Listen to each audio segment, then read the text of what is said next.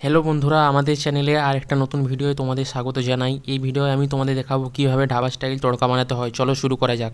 এর জন্য প্রথমে কড়াইয়ে পরিমাণ মতো সরষের তেল নিয়ে নেব। তেলটা গরম হয়ে এসেছে, এরপর এর মধ্যে আমি মিডিয়াম সাইজের 4টে কাটা পেঁয়াজ দিয়ে দিলাম। পেঁয়াজগুলোকে গোল্ডেন ব্রাউন হওয়ার পর্যন্ত ভেজে নেব। এরপর এর মধ্যে কুচি করা আদা এবং রসুন দিয়ে দেবো। এরপর এর মধ্যে লঙ্কা গুঁড়ো, হলুদ গুঁড়ো, ধনে গুঁড়ো, জিরে গুঁড়ো, গরম মশলা এবং তড়কা মশলা দিয়ে দেবো। ভালোভাবে মিশিয়ে নেব। এরপর এর মধ্যে একটা মিডিয়াম সাইজের কাটা টমেটো দিয়ে দেবো। এরপর এর মধ্যে স্বাদ মতন লবণ দিয়ে দেবো এবং পরিমাণ মতো জল দিয়ে মশলাটাকে ভালোভাবে কষিয়ে নেব। দেখুন আমি খুব সুন্দরভাবে মশলাটাকে কষিয়ে নিচ্ছি। দেখুন আমাদের মশলা কষানো খুব সুন্দরভাবে হয়ে গেছে এবং মশলাটা তেলও ছেড়ে দিয়েছে। এরপর এর মধ্যে ভিজিয়ে রাখা তড়কা কলাইটা মিশিয়ে নেব এবং কিছুক্ষণ নাড়চাড় করে নেব। এরপর আমি তড়কা কলাইটাকে পরিমাণ মতো জল মিশিয়ে প্রেসার কুকারের মধ্যে 3টে সিটি পর্যন্ত সিদ্ধ করে নেব।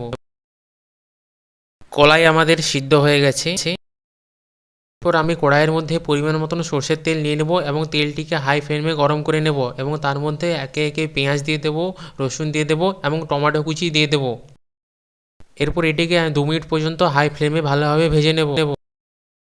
এরপর এর মধ্যে সিদ্ধ করে রাখা তড়কা কলাইটা মিশিয়ে নেব। এরপর জলটাকে মিডিয়াম ফ্লেমে মরিয়ে নেব।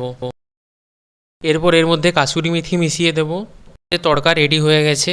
এরপর আমি এর মধ্যে 1 চামচ ঘি মিশিয়ে নেব এবং পরিমাণ মতো ওপর থেকে দুধের সর মিশিয়ে দেব। যদি আপনাদের ভিডিওটি ভালো লেগে থাকে তাহলে চ্যানেলটিকে সাবস্ক্রাইব করুন এবং অন্য কী ভিডিও দেখছেন কমেন্ট করুন।